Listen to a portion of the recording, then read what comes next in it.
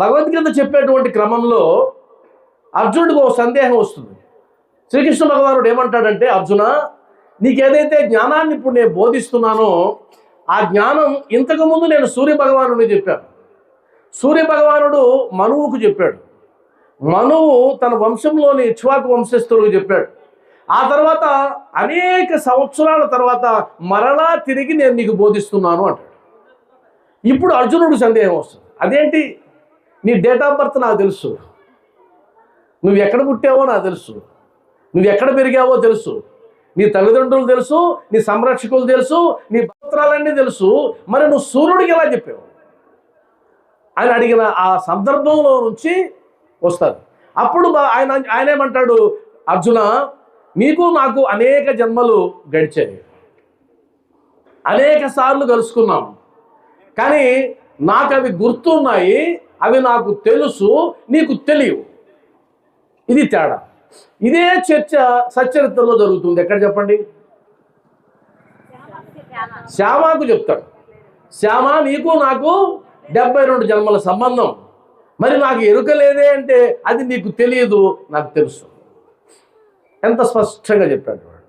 కాబట్టి సచ్చరిత్రలో ఎంతమంది భక్తులకి తమ గత జీవిత అనుభవాలు చెప్పాడు. నువ్వు గత జన్మలో ఇలా పుట్టావు, ఆ తర్వాత ఇలా పుట్టావు, ఆ తర్వాత ఇలా పుట్టావు అని అనేక మంది భక్తులకి చెప్పారు. కాబట్టి శ్రీకృష్ణ భగవానుడు ఏదైతే ప్రతిపాదించాడో దానిని బాబావారు కూడా ప్రతిపాదించారు. ఆయన కూడా ఆచరణ రూపంలో నేర్పించాడు. ఇది మనకు తెలుసు.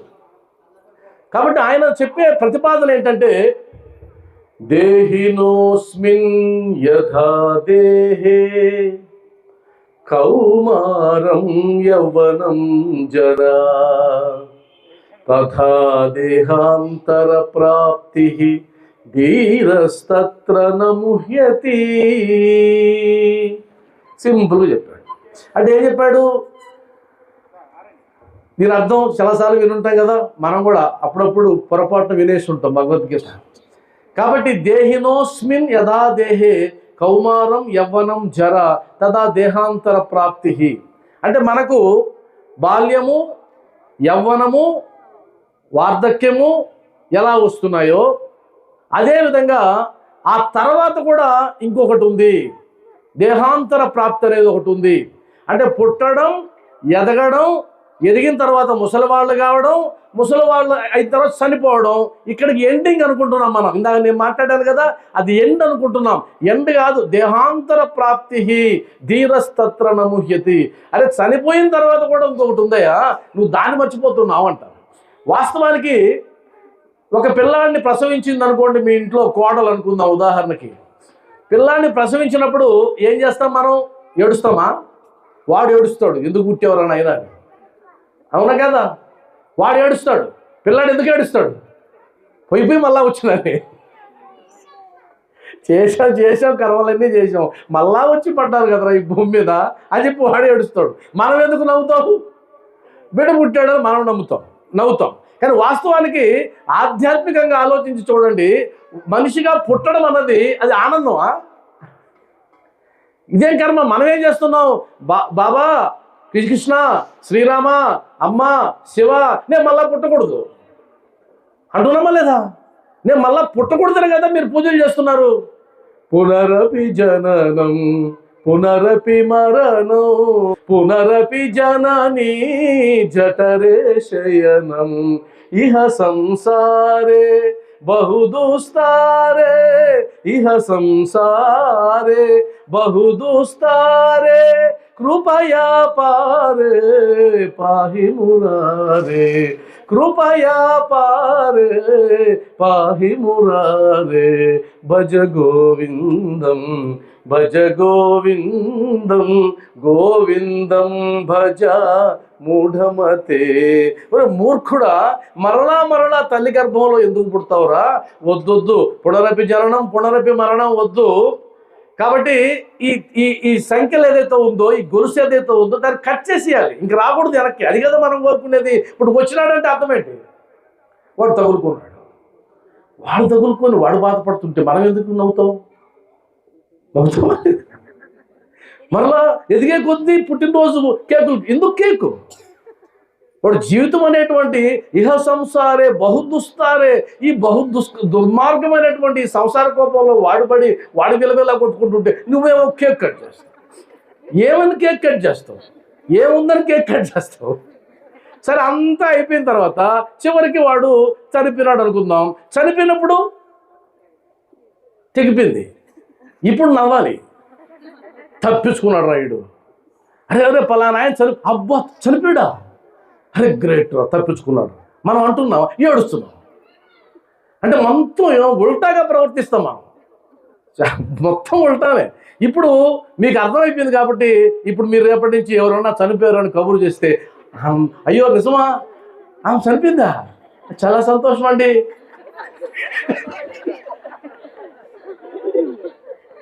అప్పుడు వాళ్ళు మనదా బాగుండింది, నెల్లూరు నుంచి ఎవరో వచ్చారు సత్సంగా చెప్పాడు పోయింది ఫీజులు కదా. అంటే వాస్తవం కూడా చనిపోతే ఆనందపడాలి, ఎందుకంటే వాడు ఈ కోపంలోంచి వెళ్ళిపోయినారు ఆనందంగా. కానీ మనం అలా చెయ్యం. అంటే అర్థం ఏంటంటే మనం పైకేమో ఆధ్యాత్మిక మార్గంలో ఉన్నట్టు ఉంటాం, కానీ దాని సారాన్ని పట్టుకోం. అందువల్ల ఏం చెప్తున్నాడు అర్జునుడు, ఏమంటాడు, నేను ఆయన్ని ఎలా చంపేది, నా తాతల్ని ఎలా చంపేది, నా పినతండ్రుల్ని ఎలా చంపేది, నా గురువుని ఎలా చంపేది, నా బిడ్డల్ని ఎలా చంపేది. అరే పిచ్చోడా, నువ్వు చంపేదేంటి? అక్కడి నుంచి మొదలైంది.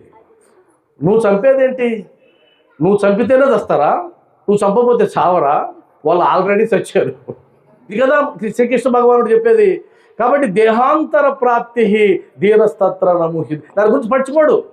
ధైర్యవంతుడు ఎప్పుడు దాని గురించి పట్టించుకోడు. అంటూ వాసాంసి జీర్ణాని యథా విహాయ నవాని గృహ్ణాతి నరోపరాని తథా శరీరాని విహాయ జీర్ణ అన్యాని సంయాతి నవాని దేహి.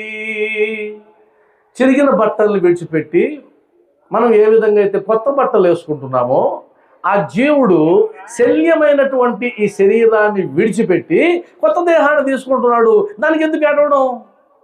ఇప్పుడు మాసిపోయిన బట్టలు తీసేస్తాను కొత్త బట్టలు అంటే నువ్వు ఏడుస్తావా, ఆనందంగా వేసుకుంటావా? మరి అక్కడెందుకు ఏడుస్తావు? అర్థమైంది కదా. కాబట్టి చనిపోయే వాళ్ళు ఎలా ఉండాలి? నాయనా త్వరగా తీసుకెళ్ళిపో, ఈ ముతక బట్టతో చచ్చిపోతున్నాను, ఇంద్రియాలు పట్టుదప్పిపోయినాయి, ఎవరు వచ్చింది తెలియడం లేదు, అసలు ఏమి అర్థం కావడం లేదు, వినపడడం లేదు. భగవంతుడా, ఈ గుడ్డ నాకొద్దు, ఈ వస్త్రం నాకొద్దు, త్వరగా తీసుకెళ్ళిపోయి కొత్త వస్త్రాన్ని ఇవ్వు అనాలి. కానీ అన్నంలే, మనం కూరుకుపోయి ఉన్నాం, మాయలో ఉన్నాం. కాబట్టి అద్భుతమైనటువంటి బోధ. అందుకే బాబావారు సందర్భంలో కాకాసాహెబ్ దీక్షిత్ గారు బాబావారి సమక్షంలో ఉన్నప్పుడు ఒక తల్లి పాము కాటు వేసినటువంటి తన బిడ్డను తీసుకొని బాబా దగ్గరికి వస్తుంది. ఆమె గుండెలు బాదుకుంటూ, బాబా నా బిడ్డను కాపాడు అంటే బాబావారు మౌనంగా ఉంటారు. కాసేపటికి చనిపోయే స్థితిలో ఉంటాడు ఆ బిడ్డ. అప్పుడు కాకాసాహెబ్ దీక్షిత్ గారు ఏమంటారంటే, బాబా ఆ తల్లి రోదన చూడలేకపోతున్నాం, నా కోసమైనా ఆ బిడ్డను కాపాడకూడదా అంటాడు. అప్పుడు బాబా చెప్పిన అద్భుతమైన బోధ ఇది. కాకా, నీకు ఈ విషయాలు తెలియదు. ఇప్పుడు ఈ శరీరంతో ఆ జీవుడు ఏమీ చేయలేడు. ఈ శరీరంతో ఆ జీవుడు ఏమీ చేయలేడు. ఇప్పుడు మరణించి కొత్త దేహాన్ని తీసుకోబోతున్నాడు. ఆ కొత్త దేహంతో ఆయన సాధించవలసిన పనులన్నీ ఉన్నాయి, సాధించగలడు. కానీ ఈ దేహంతో ఏం చేయలేడు. కాబట్టి ఆయనకి మరణమే శరణ్యం అన్నాడు. ఎంత అద్భుతమైన బోధ! భగవద్గీత సారాంశాన్ని ఆడ ప్రాక్టికల్గా బాబావారు చెప్పేశారు. చాలా సందర్భాల్లో జవాబుదారీ నువ్వు అవుతావా, నేను కాపాడగలను, కానీ నువ్వు జవాబుదారు అవుతావా అని అంటాడు. అంటే అర్థం ఏంటంటే, ఈ శరీరం సృష్టించిన తర్వాత విడిచిపెట్టడం అన్నది అది ఒక సామాన్యమైనటువంటి కార్యక్రమం, కానీ అదేం పెద్దగా ఆలోచించాల్సిన కార్యక్రమం ఏది కూడా కాదు. ఇది అద్భుతమైనటువంటి బోధ. ఆ తర్వాత నైనం చిందంతి శస్త్రాని నైనం దహతి పావకః నచైనం క్లేదయంత్యాపో న శోషయతి మారుతః, న శోషయతి మారుతః. దీని అర్థం మనకు తెలుసు. అంటే ఈ ఆత్మని శస్త్రాలు ఛేదించలేవు, వాన తడపలేదు, గాలి ఎండింపజాలదు. కాబట్టి ఇది శాశ్వతంగా ఉంటుంది. ఇది ఏ వికారాలకి లోను కాదు. నీ శరీరం వికారాలకు లోనవుతుందే కానీ ఆత్మ వికారాలకి లోను కాదు అని క్లియర్ చేశాడు. కాబట్టి ఇప్పుడు నేను దేహాన్ని అనుకుంటే గనక ఈ వికారాలనే నేను కట్టుకుంటాయి. నేను ఆత్మని అనుకుంటే గనక ఆ ధైర్యం నీకు వస్తుంది. మీకు అర్థమైంది కదా? నేను దేహాన్ని అనుకుంటే ఈ వికారాలన్నీ నీకు వస్తాయి. నేను ఆత్మని అనుకుంటే ఆ వికారాలన్నీ పోతాయి, ధైర్యం అనేది వస్తుంది. అయితే అంత సులభమా నేను దేహం కాదు అనుకోవడానికి? ఎందుకంటే నీ ఇంద్రియాలకు కనిపిస్తూ ఉంది కదా. నువ్వు అద్దంలో చూసుకుంటే నీ ముఖం కనిపిస్తుందా, నీ ఆత్మ కనిపిస్తుందా? ఆ ముఖం అంటే ఆ శరీరమే కదా, అది దేహమే కదా. ఆ దేహాన్ని అంటిపెట్టుకున్న ఇంద్రియాలు కదా కనిపిస్తాయి. అసలు సూక్ష్మ రూపంలో ఉందో, ఎలా ఉంటుందో తెలియనటువంటి ఆత్మని ఎలా నువ్వు అనుకోగలవు? అసలు నీకు ఎలా సాధ్యమవుతుంది? అది ఆ భగవంతుని కృపాకటాక్షాల చేత కానీ, సద్గురు యొక్క కృపాకటాక్షాల చేత కానీ నువ్వు అనుభూతి చెందగలిగితే కనుక అప్పుడు మాత్రమే సాధ్యమయ్యేది, కానీ మామూలుగా అది సాధ్యమయ్యేది కాదు. అది కాదు. అందువలన చివరిలో ఏం చేస్తే అవుతుందో చెప్తారు. దాని గురించి తర్వాత మాట్లాడదాం. అదేవిధంగా జాతస్య హి ధ్రువో మృత్యుః ధ్రువం జన్మమృతస్య చ తస్మాదపరిహార్యేద్ధే నత్వం శోచితుమర్హసి, నత్వం శోచితుమర్హసి. పుట్టినవాడు మరణించక తప్పదు, మరణించినవాడు పుట్టుక తప్పదు. అనివార్యమైనటువంటి ఈ విషయం మీద నువ్వు ఇంతసేపు ఆలోచించడం తగదు. ఇప్పటిదాకా అన్నీ మాట్లాడాడు కదా అర్జునుడు. అన్నీ మాట్లాడిన తర్వాత బోధ స్టార్ట్ అయింది. వాస్తవానికి ఈ బోధకు ముందు అర్జునుడికి చెప్పాలా వద్దా అనే ఒక సంశయం ఉంటుంది. ఆ సంశయం పోవడానికి ఒకటి ఉంది. ఉదాహరణకి భగవద్గీత ఎన్ని అధ్యాయాలు? 18 అధ్యాయాల్లో వాస్తవానికి 17 భగవద్గీత. ఎందుకంటే మొదటి అధ్యాయంలో భగవంతుడు ఏం మాట్లాడు. 1వ అధ్యాయంలో భగవాన్ ఉవాచ ఏముండదు. 1వ అధ్యాయం అంతా ఈయనే మాట్లాడతాడు, అర్జునుడే మాట్లాడతాడు. 2వ అధ్యాయం నుంచి మొదలవుతుంది. మొదటి అధ్యాయంలో మాట్లాడిన తర్వాత ఆయన చెప్పినటువంటి విషయాలన్నీ మీరు చదివి చూడండి. అరే నిజమే కదా అర్జునుడు చెప్పేది, ఈ రక్తం కూడా అవసరమా? యుద్ధం చేసి నా బంధువులందరినీ చంపిన తర్వాత ఆ వచ్చేటువంటి రాజ్యం నాకు అవసరమా? ఆ రాజ్యాన్ని నేను అనుభవించాలనా? ఇది ఒక బతుకేనా? ఈ బతకడం కంటే నేను భిక్షం ఎత్తుకుంటానంటాడు. నేను భిక్షం ఎత్తుకొని జీవిస్తాను కానీ కృష్ణ నాకు ఈ బతుకొద్దు అంటాడు కదా. నకాంక్షే విజయం కృష్ణ నచ రాజ్యం సుఖాని చ కిం నో రాజ్యేన గోవింద కిం భోగైర్జీవితేన వా కిం భోగైర్జీవితేన వా. నాకు ఈ రాజ్యం వద్దు, ఈ రాజ్య భోగాలు వద్దు. వాళ్ళను చంపి ఆ నెత్తురు కూడితో వచ్చినటువంటి ఈ భోగాలను అనుభవించడం కంటే భిక్షం ఎత్తుకొని జీవించడం గొప్ప అన్న తర్వాత, నా అయోమయంలో ఉన్నానని చెప్పిన తర్వాత చివరికి ఒక పదం వాడతాడు, నేను నీ శిష్యుణ్ణి, నన్ను కరుణించి నా సందిగ్ధాన్ని తీర్చు అన్న పదం వాడిన తర్వాత అప్పుడు మాత్రమే గీతా బోధ స్టార్ట్ అవుతుంది. అశోచ్యానన్వశోచస్త్వం ప్రజ్ఞావాదాంచ భాషసే గతాసూన గతాసూంచ నాను శోచంతి పండిత, నాను శోచంతి పండిత. ఆయన అన్న తర్వాత అయ్యా నువ్వు ఆలోచించకూడని దాని గురించి విపరీతంగా ఆలోచిస్తున్నావు. దేని గురించి అయితే శోకించకూడదో దాని గురించి నువ్వు శోకిస్తున్నావు. కాబట్టి తెలివైన వాడు చనిపోయిన వాళ్ళ గురించి దిగులు పడ్డు, బతికున్న వాళ్ళ గురించి దిగులు పడ్డు అన్నాడు.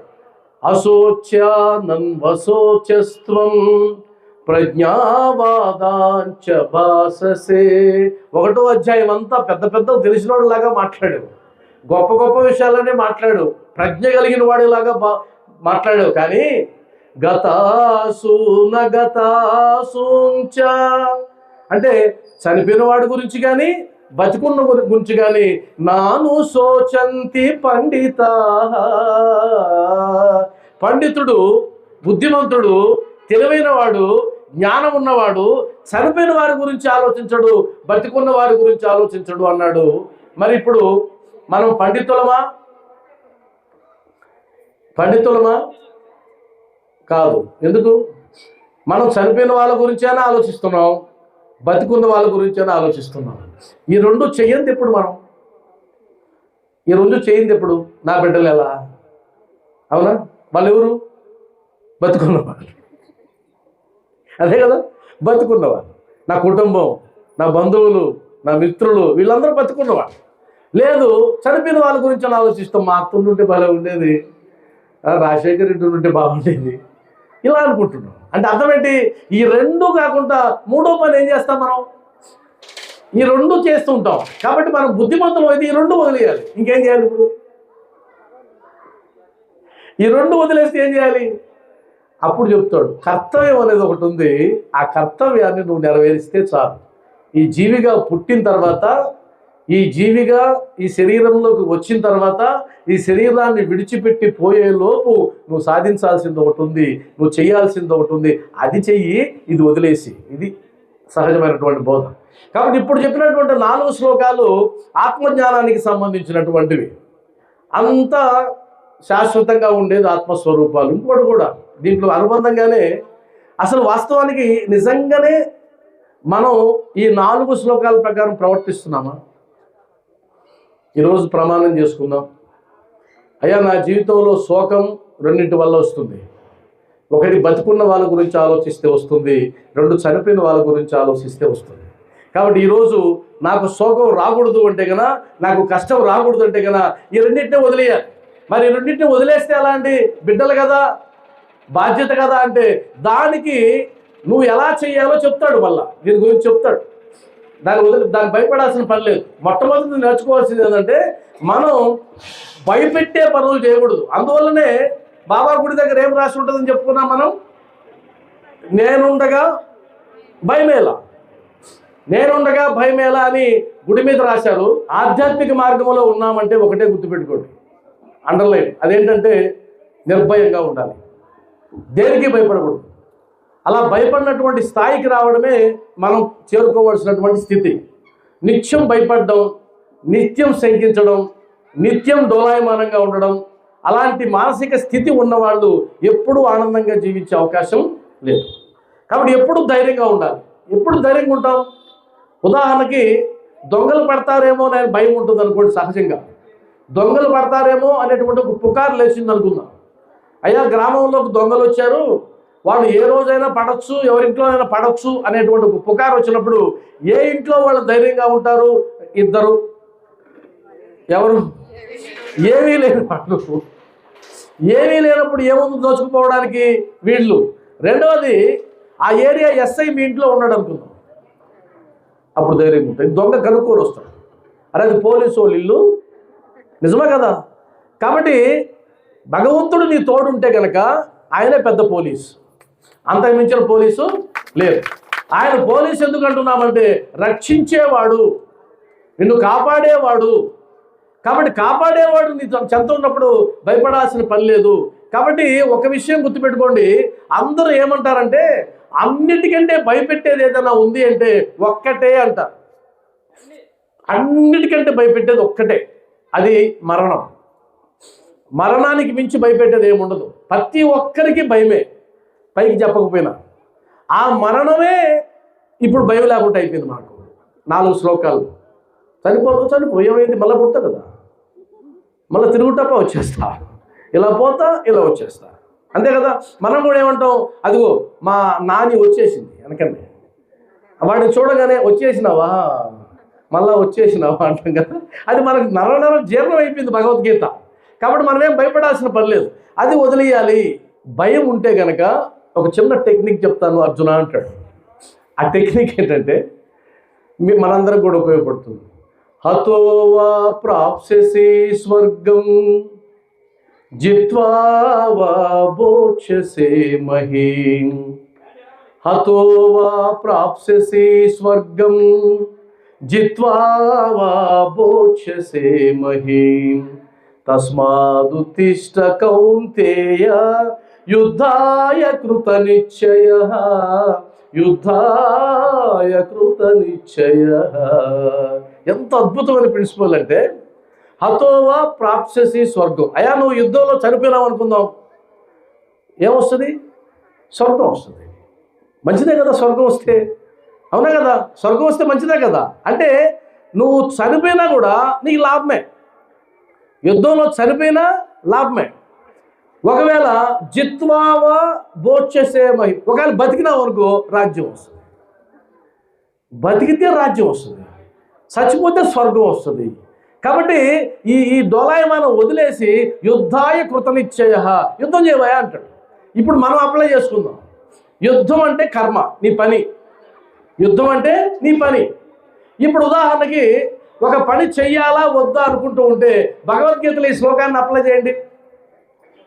మళ్ళా చెప్తున్నా, హతో వా ప్రాప్స్యసి స్వర్గం జిత్వా వా భోక్ష్యసే మహీం. తస్మాదుత్తిష్ట కౌంతేయ యుద్ధాయ కృతనిశ్చయః. అంటే ఒక పని చేసినందువల్ల నీకు నష్టం వస్తే ఏమొస్తుందండి? ఉదాహరణకి వ్యాపారానికి పెడదాం, వ్యాపారానికి మోటిద్దాం. ఇది ఉదాహరణకి వ్యాపారం చేసేటప్పుడు మీకు ఈ డోలాయమానం వచ్చింది, భగవద్గీత చదివారు, అప్పుడే శ్లోకం భలే ఉంది. ఇప్పుడు వ్యాపారం చేసామనుకో నష్టం వస్తే ఏమవుద్ది? మెలకువలు తెలుస్తాయి, గుణపాఠం. లాభమే కదా, లాభమే. లాభం వచ్చిందనుకో డబ్బు వస్తుంది, లాభం వస్తే డబ్బు వస్తుంది, నష్టం వస్తే గుణపాఠం వస్తుంది. ఇంక నువ్వు నష్టపోయేది ఏముంది? కాబట్టి పని చేయి, పని చేసుకుంటూ వెళ్ళిపో. మీరు ఈ సూత్రాన్ని ప్రతి దగ్గర పనిచేయండి. ప్రతి దగ్గర ఒక విద్యార్థి ఈ శ్లోకం చదివాడు, ఇప్పుడు వాడు అప్లై చేయాలి, ఎగ్జామ్స్ వస్తున్నాయి.